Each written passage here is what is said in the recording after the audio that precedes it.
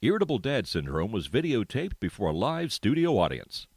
All right, so we're actually good. We have video, we have audio. Yay. We're connected. Okay. Let's go before this thing blows up. Yeah. No matter what happens up here, I want you all to know I can't possibly disappoint you any more than I already have my family. It's time for Irritable Dad Syndrome. Open 24 hours for your convenience. Give it up for your hosts, Mike and Darin. Hi, I'm Darin. I am Mike. Welcome to Irritable Dad Syndrome, Cincinnati's comedy podcast. This is episode 270. We are excited because we have a special guest on. We have Georgia Warder, who is a comedian from Pittsburgh. A stand-up comedian. Well, she lives in Pittsburgh now. She's originally from West Virginia. So Close enough. Bess and I saw her when she was opening for Steve Hofstetter at the Funny Bone, Yeah. Liberty Center. Fun fact, Bess does not like to be near the stage. I like to be near the stage. Oh, that's where And when we were buying best the bang tickets- for your buck is up close. When we were buying the tickets, it's like $5. You can be close to the stage. So, Yeah. of course, I did that. Let her know. She's like, oh, my God, we're going to be right there. He's going to yell at me. He's going to whatever. When we're there, and then Georgia comes out, and I forget at what point you said you were from West Virginia. All of a sudden, Bess was It's like... pretty early in this set. Yeah, she's like, oh my gosh, she's from West Virginia. And then she was all in. We were all in. We're listening to all the stories. You're naming off things like Weston and Morgantown. We were super excited. And then I was like, you know what? I'll message her, see if she wants to be on the podcast. And she has so little to do. She's so down to earth that she hasn't reached that level of fame where she won't speak with the commoners. Yeah. With the circus freaks like us. Yeah. So that's pretty cool. Yeah. So how are you doing? Doing all right, you know? I think you overestimate my comedy career. No. No, it's so nice to be on.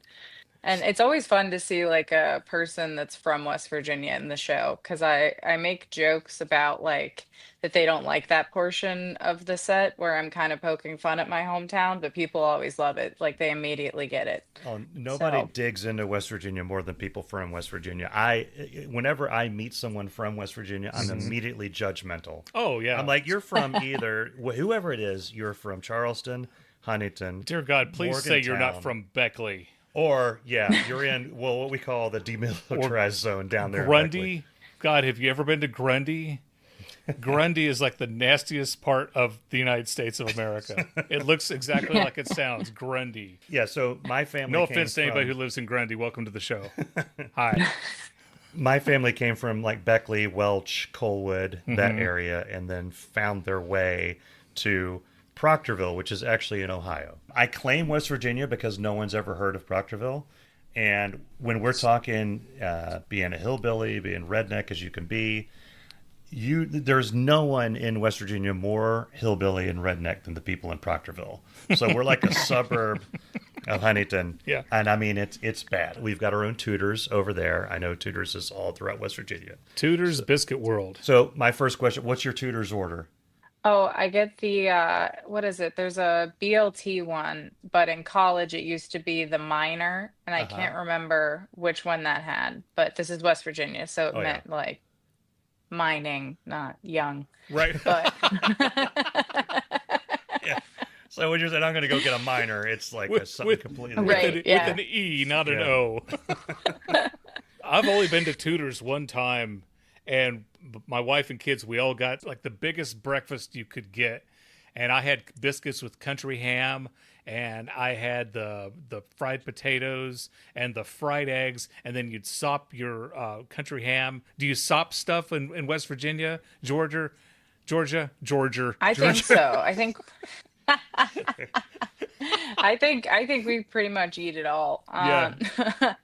My hometown's very big on hot dogs Yeah. because we were the starting place for T&L hot dogs that kind of blew up there for a while. They had it all through North Central. Oh, wow. They had the best biscuits and gravy though, so I kind of missed it when I was like going to Tudor's because that's Yeah. what they had in Morgantown.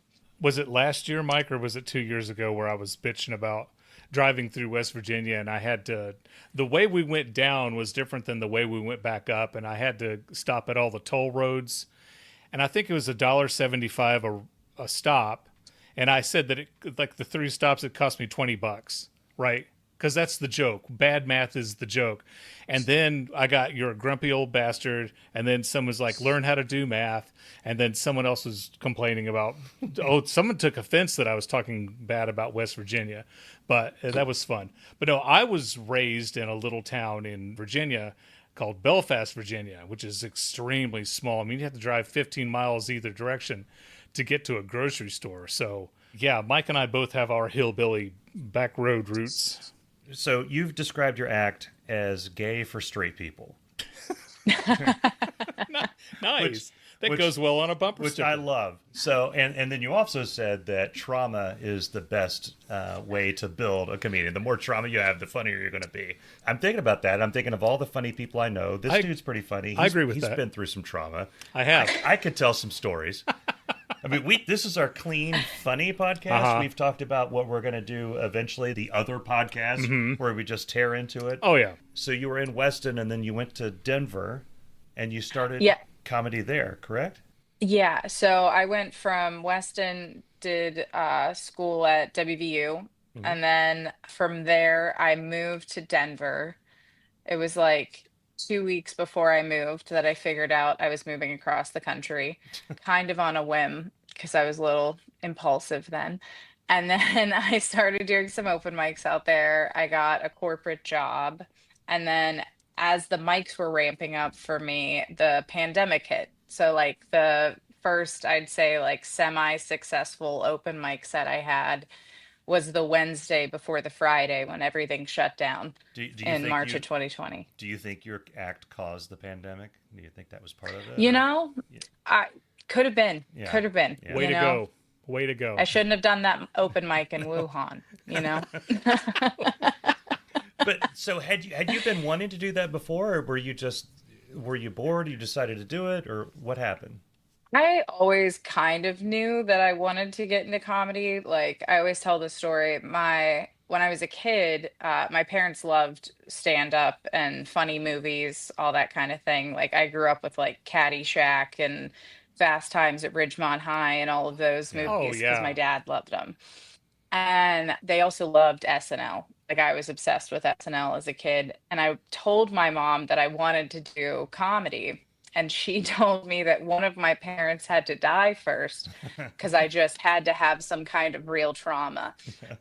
So that came from her. And then when I was 19, she disowned me for a year like a good mom. So, you know, Just it for a year. helped the... She just kind of put you on layaway for a bit and then came back. I will say this for her though. She had a rough year after I came out, but she's like full gay pride mama bear now. It's very good. funny. I think she That's awesome. owns more rainbow things than I do, and I keep telling her like it's okay.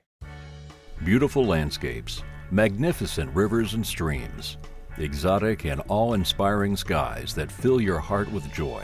It's these images that trick your eyes into believing that you're traveling inside an actual Bob Ross painting. Hi, I'm Dave Lay, and I'm talking about, that's right, West Virginia. The only thing more amazing than the scenery is the fine folks that call West Virginia their home. So take those vacation plans you have scheduled and throw them out the damn window. Schedule your next trip right now to West Virginia. Bask in the glow of luxury and charming Southern hospitality. Learn more at wvtourism.com. I don't know if Mike told you, but I've dabbled in stand-up comedy myself. I've been paid to do it before, so I can call myself a professional. You get paid one time, you're a professional comedian. But I was going to ask, was there a specific comedian that made you, or was there someone specific on Saturday Night Live? Because for me, I remember as a kid, I was watching The Muppet Show, and Steve Martin was on there. Had the banjo, had the arrow through his head, he was juggling. And I'm like, I want to be Steve Martin. I didn't want to be a comedian like Steve Martin. I wanted to be Steve Martin. I can't do that, but you know, I did learn to juggle. I own a banjo and I can't play it, but I do dabble in stand-up comedy. And but was there someone specific that led you on this path? So as far as SNL goes, I had a best of DVD for Will Ferrell and Mike Myers, and I loved Mike Myers. Like Will Ferrell's, of course, hilarious, but Yeah. Mike Myers was like the Yeah. one. Yeah. When I was a kid, Austin Powers was like my favorite movie, and my parents had to like tell me not to quote it at school. And so, and I didn't even get half of the jokes until later. Like, I remember rewatching it as an adult and being like, I can't believe you let me watch this. That's She's- so funny from you guys. George is at the cafeteria. Hey, who wants to shag after I know. PE? I wasn't Yeah. allowed to watch Harry Potter because it had witchcraft, but Austin Really? Powers I could watch. Oh, so we're older. Much. I grew up in the '80s in the Satanic Panic, Mm-hmm. and also Dungeons and Dragons came Yeah. out at the same Yes. time. So I'm a kid, and I don't know how many times I bought Dungeons and Dragons stuff, and then it gets thrown away or burned because everyone burned stuff in the backyards where I was. Yeah. And these were expensive books. These were like $20-25 books Yeah. in the '80s. Yeah. And, you know, of course, they have a dragon and everything's evil. It's got a sword, so they have to throw it away. So it kept getting thrown away until finally they put Dungeons and Dragons on computer. So they're a computer game. Literally the same dragon, the same dude holding the sword, hitting the dragon, but it's a computer game now, so it's fine. Right. That must be educational. It's okay. So I It's had on the all internet. the Dungeons and Dragons games. And I tried to explain to my family later, I was like, look, you realize that as a dorky little nerd kid with few friends and nothing to do, you basically took the one game that makes you like talk to people Right. and said, no, Somewhat you can't play it popular. like that. You have Yeah. to worship the devil at the computer, not with other friends sitting around the table. I remember when the Harry Potter stink was going on. Oh, yeah. And I'm like, oh, God, here we go, Dungeons and Dragons again. And, you know, Harry Potter, I'm amazed at the millions and millions of children who started reading books. I'm like, you guys need to let this go.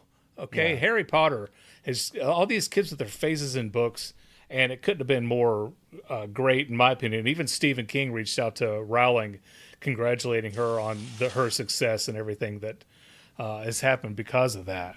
Yeah. Yeah. And then she went nuts. Yes, she did. Just lost her mind. Yep. Thanks, A lot of Stephen money King. will do that. Yeah. Now, Georgia, I was watching some of your videos on YouTube, and you and I have something in common. It was you were performing at a distillery or something, and they had you camped right in front of the bathroom. And you're telling your jokes, and then you see some woman coming out, you know, drying off her hands. And it's like if you lean close enough, you can almost hear the flushing.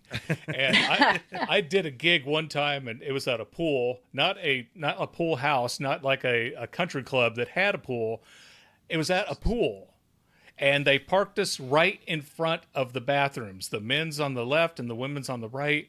And you would hear the flushing. And the guy who I opened up for at one point leaned back. He's like, "Is everything okay in there?" It's like, nothing awkward about that. What other awkward situations have you been in when you performed? What's the worst place where you've performed? I always think of my first time getting paid to do comedy. I was so excited for it. And I was outdoors at a family friendly festival, and they did not tell us that. And I thought this would have been, I think, 6 months into comedy. So really the jokes that I had were what I had at that point. You know, you're just figuring it out. Right. And these poor families, I was told it was inside of a smoke shop, like where, you know, you buy all of that stuff. It Oh, was yeah. outside of that, talking to people pushing strollers. And my jokes aren't exactly clean. So I was trying to I'm always very careful when there's kids around because I don't know, maybe it's because I was pretty sheltered as a kid, but I'm like, I don't know, I don't want to say anything crazy that sparks a conversation. And this one lady just came over and she covered her kids' ears, but still stood there and watched my set. And that was when I was like, maybe there is something to this, you know? I made like $10 today, and this lady covered these ears, and we're out here crushing it, you know? $10, good But- gig, yeah. I know, right? Yeah, no, that open mic set in Denver before the pandemic happened. A lady bought me a beer. This was Hmm. back when I was drinking, but she bought me a beer, and I was like, I made it. Oh Like, yeah. I have, this is everything. Yeah. I remember I did a show. This a friend of mine, he got like 8 of his comedian friends to do this gig, and I think you got paid $10, but then you also got a $10 food voucher. So basically, you get a burger and a beer or whatever. So I did my set, did pretty well. The guy who went on before me got no laughs at all, and before he walked off the stage, he spit marbles out of his mouth. Apparently, the joke was he had marbles in his mouth the whole time. So when I got up there, said, if you're walking, be careful. There's marbles on the floor and they're wet. Anyway, so I did my bit and then I'm done. And I went to the back of the place because I'm, trying to eat and not have everybody watching me. And this guy comes up. He goes, man, I had a mouthful of food. He says, I don't want to bother you, but you were really funny. And I wanted so bad to go, hey, I'm eating here. Do you mind? But that moment when I had someone come and interrupt my meal, I'm like, I've made it. That was one of the biggest nights in comedy for me. Somebody interrupted my meal to tell me they enjoyed my set. Oh, it's so very real. Even in that, so the week that I had that outdoor show, I had yet another outdoor show at a festival where they did not turn the lights on. And they had one green light shining on us. I was later in the show, so it started to get dark outside. And as I was like going through my jokes, at that point, I needed notes and I couldn't see the notes. So I just started riffing and trying to make jokes about how I looked like Alpha. And Wicked was not a popular thing at that time. So it was like one of the worst bombs of that week. And then the show I had the next day was inside and well produced. And I was like, well, I'm back to making it. So this is just a roller coaster the whole time. And I still feel like that. Yeah. Have you had a bit that kills one place and does great somewhere else? I mean, we're not talking, it's a different audience or this was indoors and this was outdoors. We're talking like same circumstance. Because that's something that bugged me was like, this material works. I can't lose. Oh yeah, I can totally lose with this material. I've learned. Yeah, I learned that the hard way. Yeah, it was interesting when I was figuring out what was even funny because I would want to burn a joke anytime it didn't work, but then I'd do it enough times that it would start to work. And I was like, well, what did I do differently? And sometimes the answer was nothing. I didn't do a thing differently. It was just a different room. I find that when I do rural rooms in areas that tend to be more conservative, I can do my jokes about like gay books and like myself and covering those kind of topics as long as I say that I was raised straight. Mm-hmm. And then everybody's Oh, on board. It's that's the okay. it's the wildest thing because I'll explain you were like raised, I you were raised straight, but just dog-legged over this way all the time. yeah, right. It's like I really am. I'm more like you guys than you know. Like I was born in this kind of a town. I've used a gun. I used to own a gun. It was purple because that's what happens when you buy a gun when you're 15. Like that is Wait, who's selling like- purple guns? right. No, I think my dad was friends with a guy who owned a gun shop, and I think he convinced me to make it purple so my dad wouldn't shoot it. It was pretty funny. But Nice. but it's very fun it's gotten to the point where I know if a joke is funny. So then if a crowd doesn't like it, it's always just interesting to see which jokes they'll buy into and which they won't. And like maybe there's a way to tweak it, but I don't know. It's just fun at this point. It's Yeah. like a survey. So one of our favorite comedians is Norm Macdonald, and Absolutely. I remember watching him on what was it? It was One Night Stand. Yeah. like when he started out, like when he was in his 20s or something. I like think so, yeah. a young Norm. Oh, he looked like he was 9. And the first few times that I saw him, I was just like, he's not really that funny, but there's something about him that's just, you just want to keep watching him. And then as he, kept going and going and going, I mean, some of his stuff in his later years is, I mean, I would stop breathing. I'm laughing so hard. But you really, I mean, if you look at a transcript of it, on its face, it's his delivery. Oh yeah, on paper it's not funny at all. Yeah. And I think with Norm, the fact that he believed in it, and a lot of Norm's stuff, he even said that he liked the joke. Yeah. So even though it wasn't funny, he liked it and he wanted to tell it, so he told it. Yeah. And I've seen a few comics who will. It's like, yeah, I know this joke bombs every time, but I like it, and I'm going to keep telling it. So I'm like, okay. And I always call it the Johnny Carson. Do you remember Johnny Carson, Georgia? Yeah. Okay. Way back when dinosaurs roamed the earth, we watched Johnny. I know. I've seen the footage. Yeah. Johnny bombed almost every night doing the monologue, and he could pull it off. The reaction and the look, and sometimes he would tap the mic, and but he would get away with it. He could bomb better than anybody, and he was still hilarious. Yeah. Yeah. And I remember George Carlin was big on the rhythm of language. Yes. And getting that right. And when you were mentioning there's sometimes a joke works and sometimes it doesn't, you keep working on it, keep going. Is some of that just getting the rhythm down and the timing? Or do you 100%. That was the biggest growth I saw from that. So you saw me, I think, towards the end. It would have been the second tour I did with Steve, but I had just gotten off of a 2-month solid tour of getting to perform every night in a new place. It was like constantly running this set. And it's funny how like I can watch the footage now from the beginning to the end.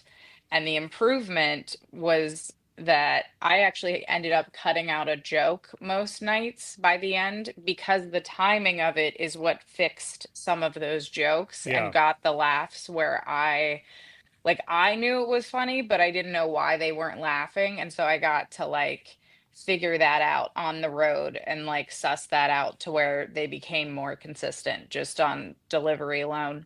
Yeah, I'm jealous. I haven't even gotten on stage yet. So I haven't performed enough in a row to work out a routine. I did a gig, how long? 3 months ago? I got to tell you, and I've got one coming up at the end of September. Oh, yeah, 2 a year. That's enough to keep the chops up. So we go to see, my wife and I go, or no, it was me by myself, I think, went to go see you at the Funny Bone. At the open mic there. Right. Basically the same place you were, but upstairs in the bar. Mm-hmm. And I remember Darin, leading up to it, he was telling me they had all these rules about, keep it clean. Yes, no keep F-bombs, it clean, no F-bombs. Nothing like that. Yeah. And Darin has a very clean act. Darin's got it's like family stuff, but you do a little bit of crowd work, but it's a clean act, but it's funny.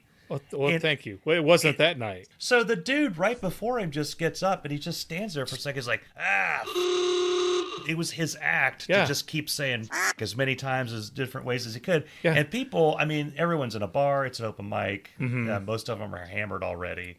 And they're laughing themselves silly. Mm-hmm. And then Darin comes up. Yeah, I bought my wife a vacuum cleaner. Yeah. And I was just dying. Georgia, it had been years since I had done stand-up. I used to go to this comedy club in Dayton all the time when I worked up there, at Joker's Comedy Club. It's no longer there. But I would do open mic once a month at Joker's. They didn't want people doing it every week. So I would do like once a month. And got pretty good. And the best night that I ever had, the place had to have been sold out. It was me and one other guy. It was a competition. He killed, I killed, and nobody I knew was there to see it. Because I stopped inviting people to my show, because usually you got to pay the $5 to get in. There's a 2-drink minimum. And then they got to watch all the people up there just, I bought a Honda. It's like, okay, whatever. And I just felt horrible, so I stopped inviting people.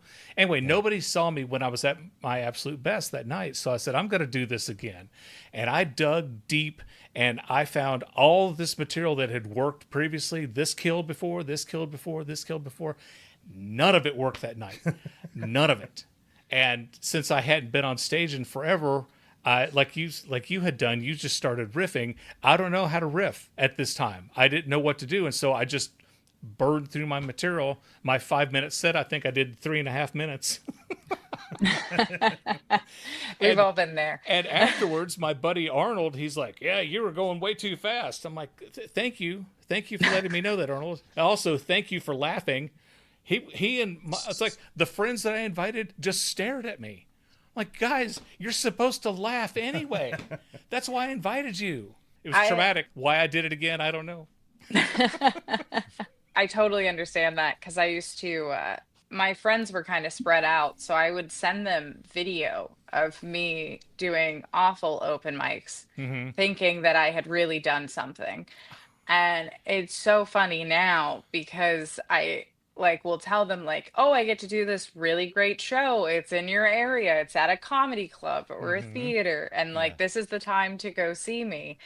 And like half of them are like, "I'm good." And I'm like, "That's so fair. That is so fair." I think so many people burn out their friends and family on it early on. Yeah. Yeah. Yeah. But even like at open mics, like what you said about, the guy just like cussing his way through it and everything. Sometimes like I have jokes that won't work at open mics.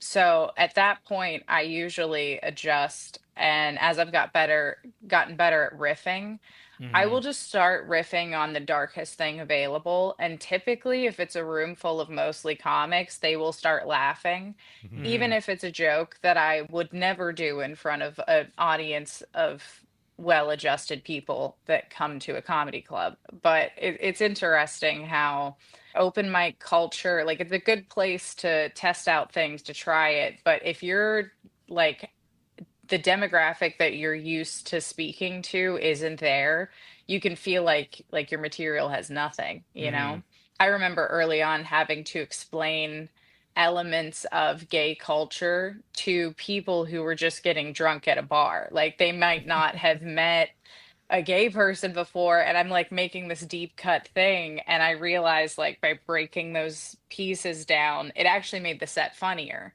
like to other people. And I find a lot of the time there are gay comedians that only want to do gay bar open mics, but I think it's better to like figure out how to make your message to like straight people as well. Like maybe I have a line in there that's for the gay people in the audience, but I don't know, it helps you like expand it a little bit.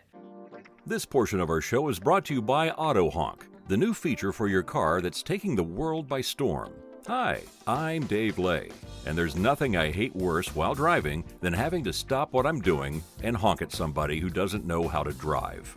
Is there a moron that isn't going when the light turns green? What about that dipwad who pulls right out in front of you when there's nobody behind you for miles? Or how about that hot lady who didn't notice you sitting there in your fully restored, freshly waxed Chevy Camaro? So, keep your hands on 10 and 2 and let Auto Honk do the honking for you.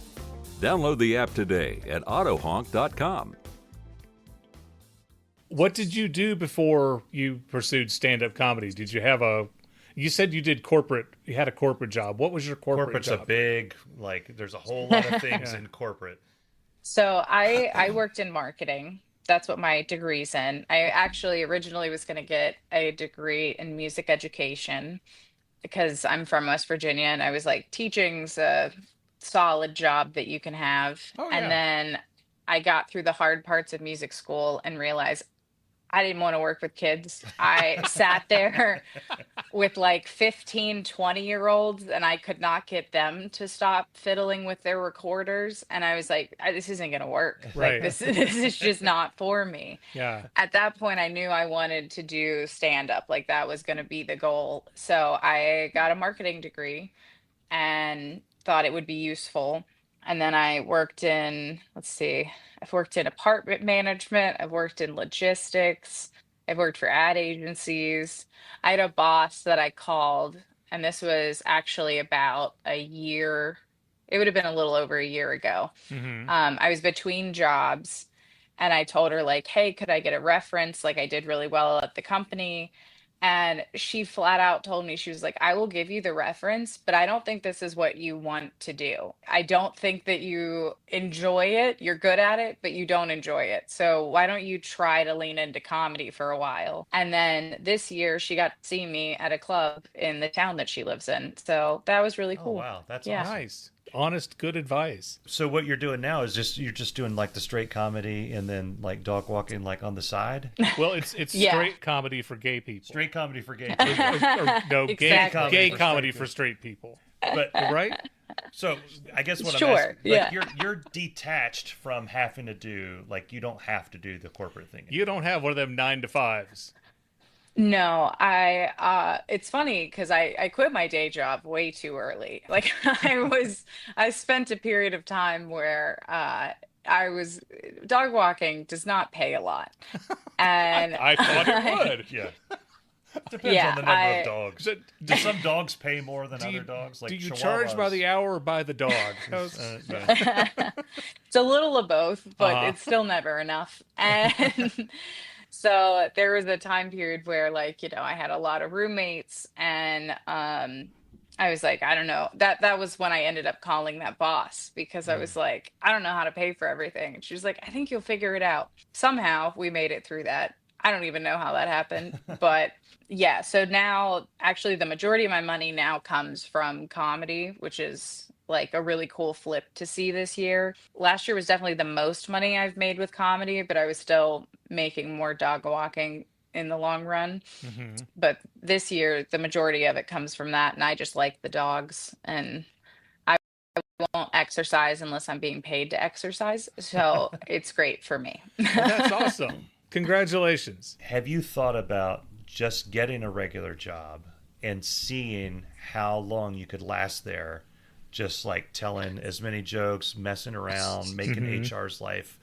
hell? I did that. That was Did my you? last corporate job I had. awesome. Even that boss said, I don't know where your head's at, but it's not here. And we're not mad. We're just disappointed. And it was so fair at the time. I don't know where your head's at. She was like, your head's not here. I'm glad other things are going well for you, but no, we need the job done. So yeah, I tried it, and actually I did really well in corporate world when I couldn't do comedy. But the moment I started back at comedy, I just couldn't care about anything else. And Yeah. I was like, I can't do this forever. So I also hate mornings, which is why I Yeah. walk the dogs, because Yep. that's the afternoon. So it's nice. Yeah. What did you do when you worked at the ad agency? So I had a couple different roles. Like I went from doing just like social media to I had one job that I was like kind of the head of their advertising. Mm-hmm. So I was dealing with like big numbers, which was crazy that they ever let me do that. But I did like marketing as far as like Facebook ads, Instagram ads, LinkedIn, all like social media, digital advertising, Google, all that stuff. Okay. I asked because I'm fascinated. I used to do I did corporate video production. I also used to do commercial video production at an NBC station here in Cincinnati for like 12 years. And I was always fascinated with the level or non-level of professionalism that I got from certain ad agencies that I worked with. There was a time where I think I had 22 ongoing projects, and they came to me and said, Darin, we need to do this Father's Day promo. Can you do it? And I said, I can't. I said, I've got 20 some ongoing projects. I just can't. And they said, well, what if somebody provided all the material and wrote the script for you? And I'm like, okay. They bent my arm, and I said, okay. So I'm on the phone with this I'm emailing back and forth with this guy at an ad agency. And he said, I said, well, just send me the script. And he goes, okay. And he sends me the script, and I timed it out. It was 34 seconds long, and it's a 15-second spot. And I reached out to him. I said, your script is too long. And he says, what do you mean? To which I wanted to say, What do you mean? What do I mean? it's too long. It needs to be under 15, and it's 34. So he says, okay. So he cuts it down to 27. And I said, I wrote a script that comes up with a 15-second spot needs to be 12 or 13 seconds long. Okay, because room to breathe at the top and the bottom. I said, will this script work? Yes. I said, okay. Send me all the stuff that I need, the materials. And he says, what materials are you talking about? I said, oh, dear God. I said, you're giving away tickets to a Reds game. Give me a Reds logo. You're giving away dry cleaning. I need the logo of the dry cleaner. You're giving away a suit. Give me the logo from the... my mind, I was like, you work at an ad agency. Yeah. That reminds me. It was all I could do to not just drive over there and just smack him.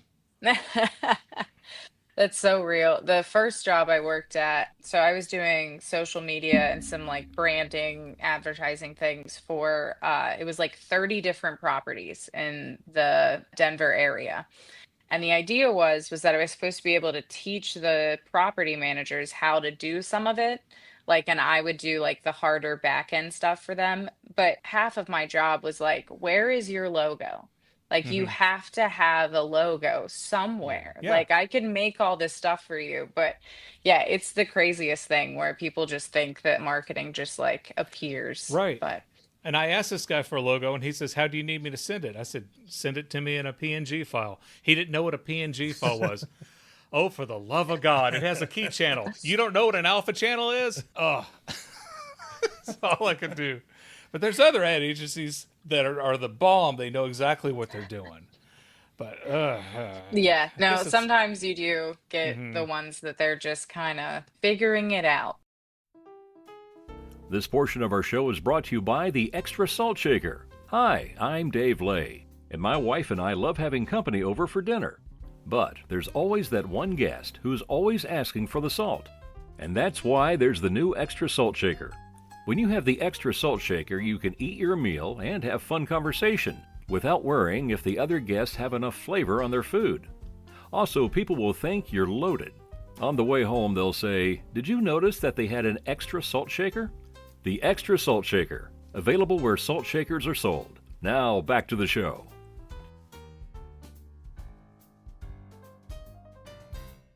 Do you still have family in Weston or Morgantown or that area? Yeah, so my family, my mom's side of the family is all in Weston. Okay. And then my dad lives over in Buchanan. Okay. So that's like not far from there. Yeah. But it's all that area. But yeah, you're in Pittsburgh, so you're like an hour and a half or so away from them. So you're far enough away to where you can just be not there. You've figured out the math of where to go. But yeah, I actually I did the Asheville Comedy Festival last weekend. Okay. And my car battery died while I was at the festival, which was delightful. And ended up yeah, it was a real I said a lot of choice words. It was like I was at an open mic in my car. But it was not starting, and I called somebody to jump it because for some ungodly reason, my car's trunk will not open manually if the car battery dies. So I had a battery jumper, but it was in the trunk. I know what you're and I was like, are you driving a Kia? No, it's okay. Okay. A Kia? it's a Volkswagen. Oh, That's wow. what's crazy. Wow. Okay. Yeah, I'm sorry. right? I'm sorry I interrupted. Go ahead. No, it's wild. I'm like, in 2014, it's a 2014 Volkswagen. I'm like, did we not need to get into our car? Like, what what happened then? Yeah. But in that like me calling to get my car jumped, I was able to just drive back up to Weston and just crash at a friend's place. So it's always nice when I'm like performing relatively nearby because so many people there are still there. That's kind of how Weston works. The only memory I have, I've only been there once. It was my wife's dad's 80th birthday, and there's some like fancy place. I don't even remember the name of it. I'm terrible with the names of places. We went to have his birthday party, but then I got a nail or something in my tire. I had to drive into Weston and get it replaced. And I remember the place that I got it fixed, The only thing I remember about it was, I know around here, so we're in Cincinnati. If you're going to get something fixed, it's going to cost like hundreds of dollars. And yeah, you need a new tire. You also need a new axle, and you could use a new engine. That may just be me with the Kia. But anyway, it was like, it was something ridiculous. It was like 3:45, and they close at 4. And I went in, I was like, any way that you guys could like do something with my tire. And the lady called me honey. She said, "Oh, honey, yes." Yeah. And she was really nice. And then I noticed a dog coming out of the bathroom. I'd heard a sound of water. The dog was getting a drink. Probably washing his hands. He was washing his hands. He came out. Yeah, and he started sniffing me. And she was really nice. She's like, "Yeah, we can get that taken care of you." And then just leaned back. "Harold, get out here and change his tire." And the dog jumped. I mean, she's yelling at Harold.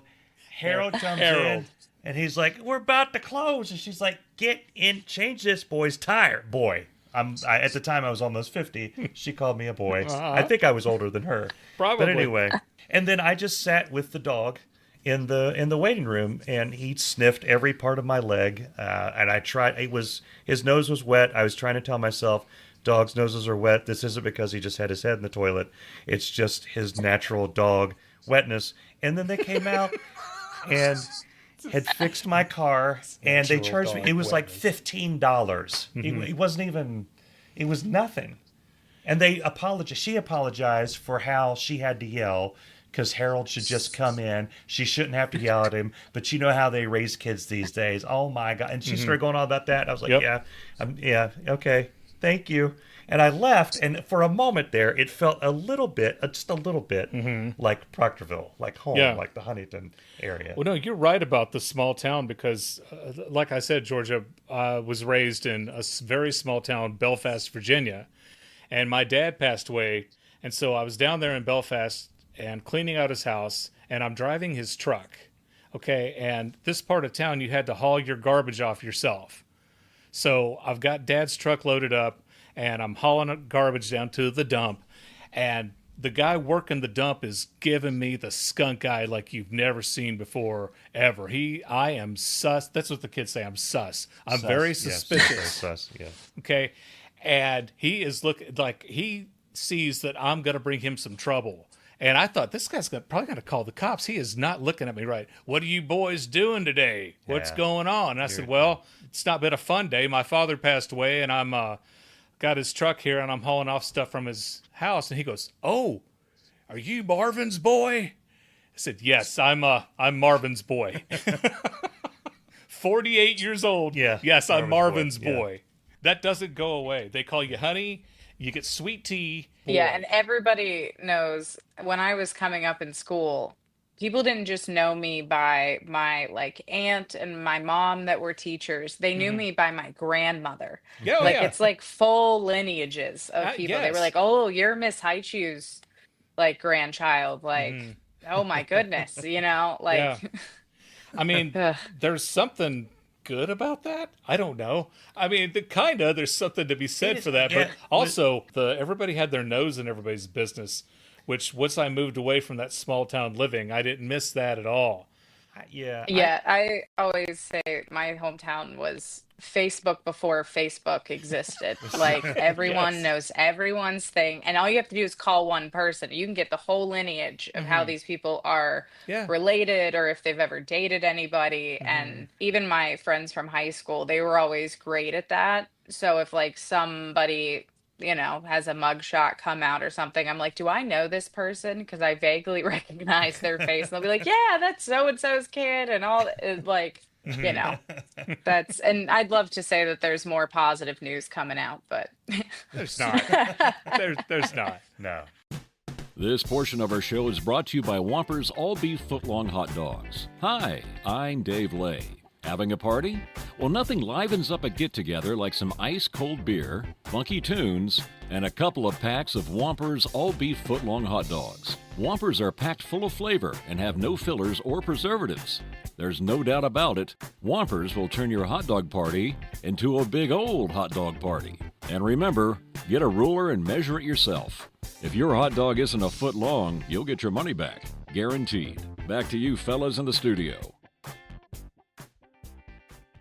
So, Georgia, I have a gift, okay, and I'm going to try it tonight with you.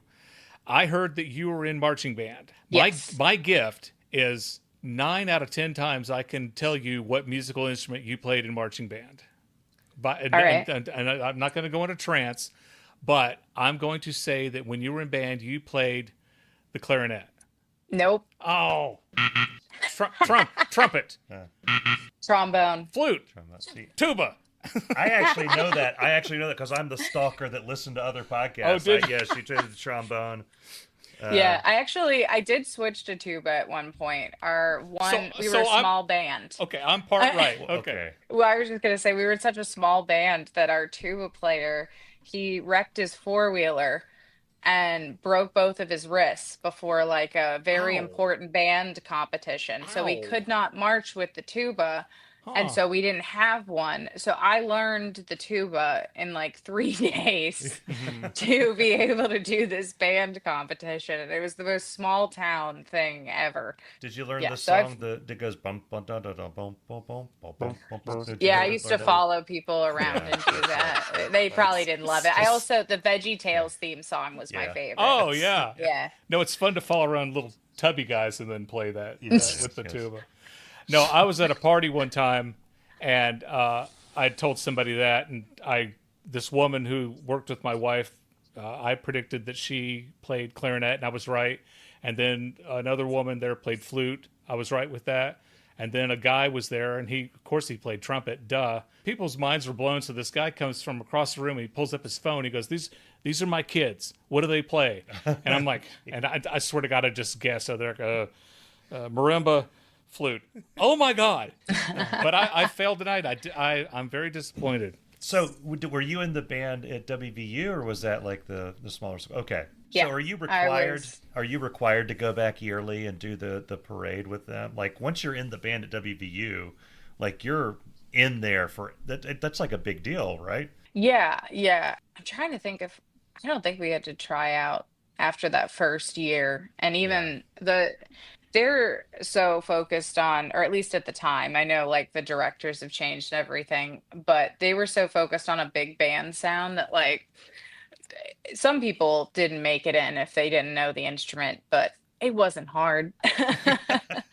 It was the true showing was whether you stayed in band, because on top of your full class schedule, you had 2 hours like Monday through Thursday that were, or maybe it was Tuesday through Friday, I can't remember, but there were like 4 days a week that you were fully committed, 2 hours on the concrete marching Okay. and Yeah. doing all of that. So, Yeah. but I loved it when I was in it. Yeah, I was in marching band. My wife was in marching band. My oldest son did 4 years of high school marching band and then 2 years in college. And then my youngest son did 2 years of marching band just to get the PE credit, and then he was done. He couldn't leave fast enough. It's like, no more saxophone for me, no more hot days, no more getting fitted for your shaker or shaka or whatever the hell it's called. What's the hat? It's not called, don't call it a hat. It's I can't remember what they called the hat. It's a shaker or something. I don't know what it's called. It's a hat. It's a hat, yeah. So, where are you going to next? I mean, you're doing stand up now. You want to expand that career, but are you wanting to get into like writing for a show? Where do you want to It's go from funny. here? I have some ideas that I've been like starting to write, but I am definitely at the point where every script I have attempted is objectively terrible. And the idea is at some point I will be able to come back to them having a better understanding and I will make it better. But yeah, for right now, stand up really seems to be the method. But obviously someday I would love to write for like any of the like late night shows Well, if they're still around. While we still have Yeah. late night shows. Yeah. Yeah, but I really love like John Oliver Daily Show, all that stuff. But the YouTube half version that we will be left with after this dictatorship will hopefully hire me. Yeah. So, but yeah, Do you still keep notes with you when you go on stage, or are you so comfortable by now that your material's ingrained in your head? But one of my biggest problems is that I forget what I'm supposed to say next. And so I just always keep notes with me. Yeah, so funny that you ask. I have gotten better at not using notes because I find that my sets, they're just better overall because I will figure it out along the way. Like I know Hmm. enough jokes now that if I totally blank, I'll just start doing a different joke. If I'm doing new material, I'll Hmm. keep my notes app down. But for the Okay. longest time, I had like a nervous thing where I would always look down at the stool even if I didn't have a set list because I was Mm. just so used to doing that. Right. So, but I also have the memory of a goldfish. So we're really figuring it out. What's over here? What's over there? Yeah, Yes. yeah, Yeah.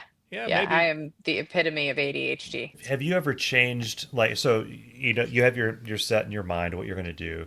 Have you ever walked out in front of an audience and just seen who's there and done like an audible, like, oh, I can't tell this joke, this joke, this joke, I'm going to switch over this way just from the makeup of the audience?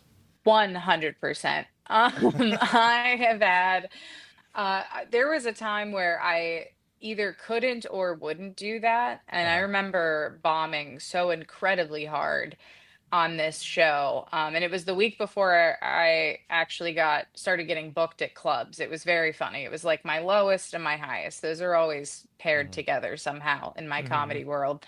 And I bombed so hard because I was performing to an older audience and I had this whole joke about Pokemon Go.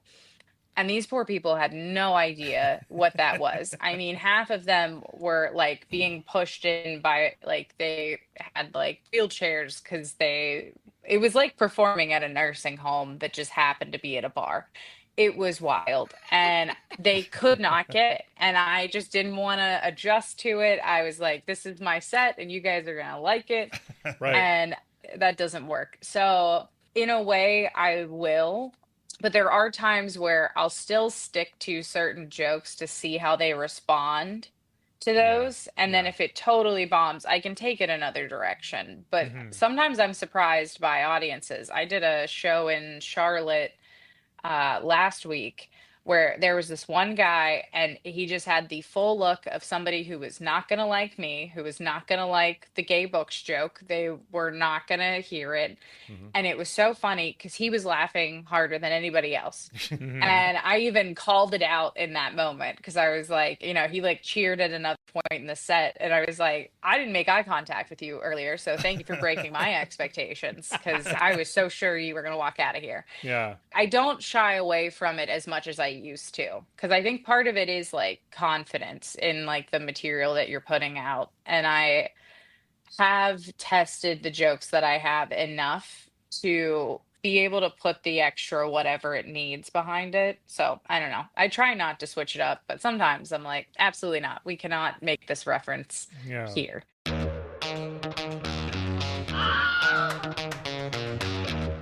I've told the story on the podcast, but I'll tell part of it again. When I came to see you and Steve Hofstetter, I ended up in the meet and greet with Steve. I had not planned to be in it. I ended up there, and apparently you were supposed to prepare a question, which I didn't have because until 5 minutes before I walked in the room, I didn't know I was going to be in there.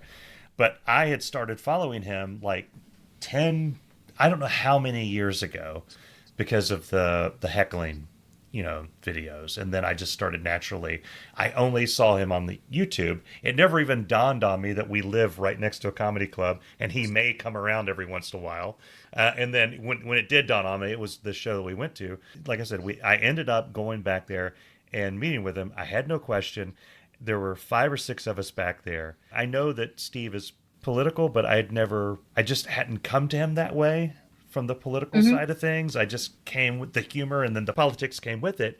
And I think I was the only one that was there to see him as a comedian. These people, like the questions they were asking, like this one lady asked, do you have a bodyguard? Are you fearful for your life? Do you think, are you scared that you may not make it out of here? And I'm like, I'm thinking I'm scared that I may not make it out of this Right. room.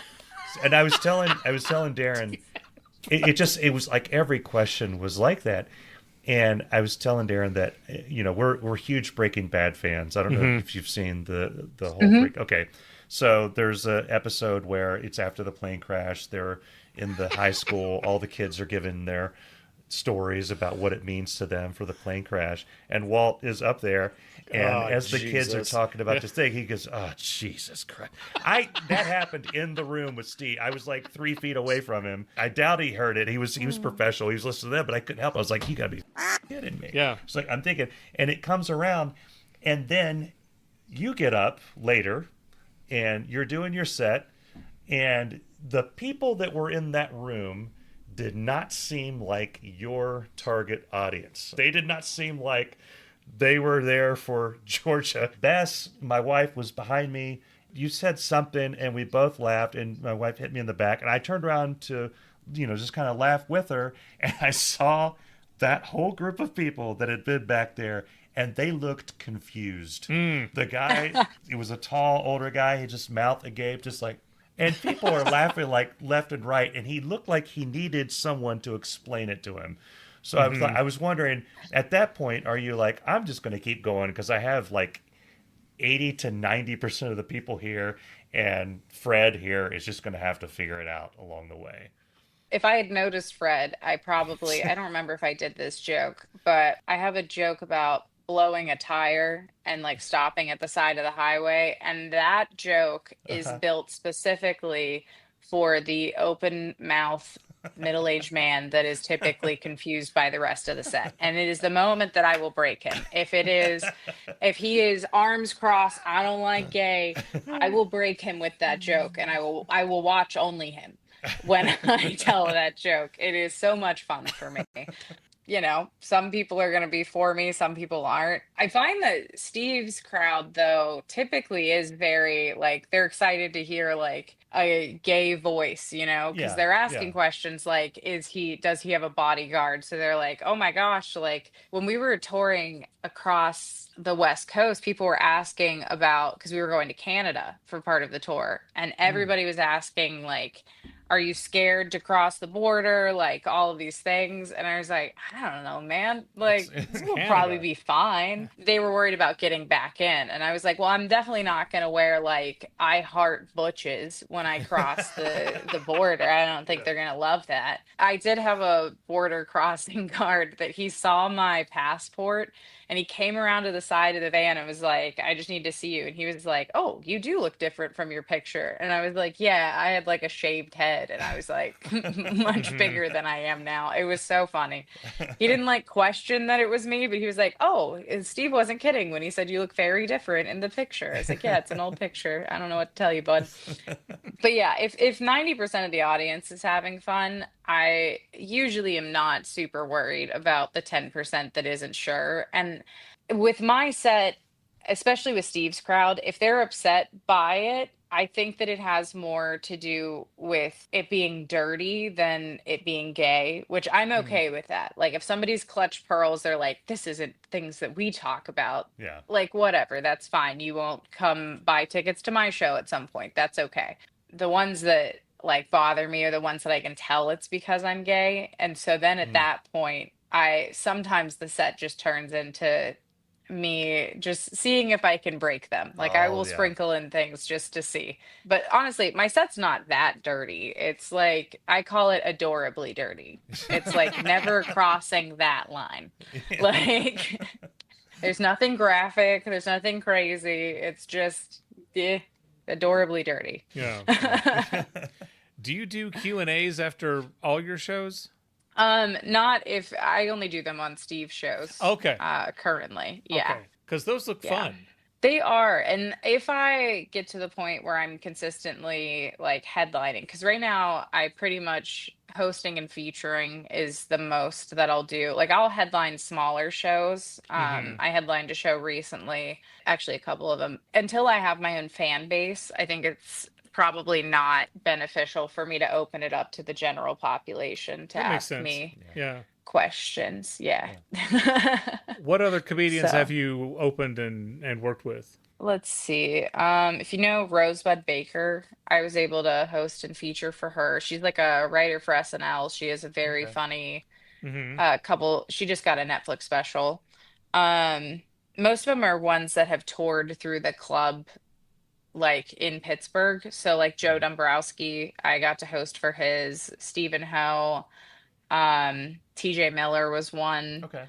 Okay. And yeah, yeah. So there's been a few. Like Samuel J. Comroe was one. He got me my first hosting spot at the Improv because he told them he wanted somebody specifically that had never done it. And Okay. then I did really well on the set, and then I said his name wrong when I brought him up. And he was so kind about it. He was Uh-huh. like, "This is exactly why I asked somebody to get their first time with me." Because he was like, "We'll have a fun weekend. I don't care if you call me Craig.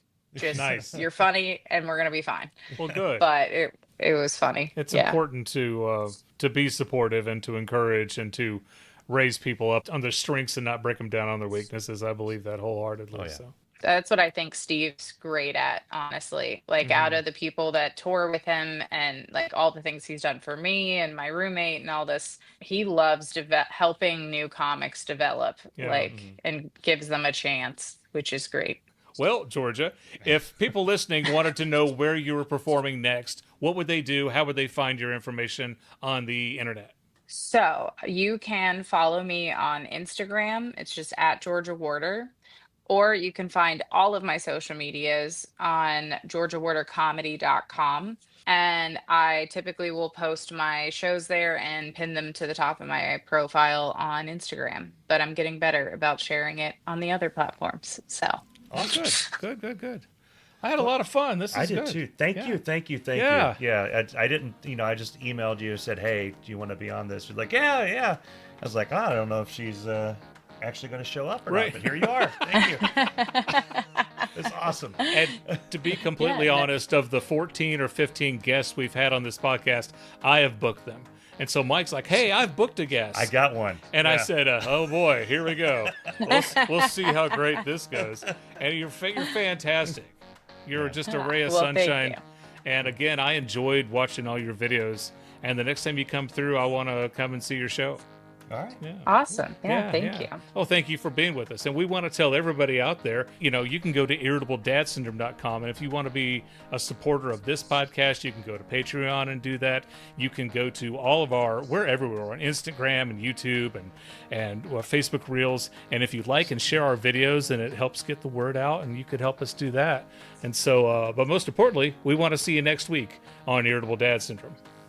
Irritable Dad Syndrome is a Mike Odell, Darin Cox production. For the next 5 or 6 years, whenever you do a show, will you mention that you were on Irritable Dad Syndrome? Absolutely. That would be It's great. the only thing I'm shouting at. That would be great. People are like, hey, have you ever been a guest on a podcast? Well, you know what? I was on Irritable Dad Syndrome.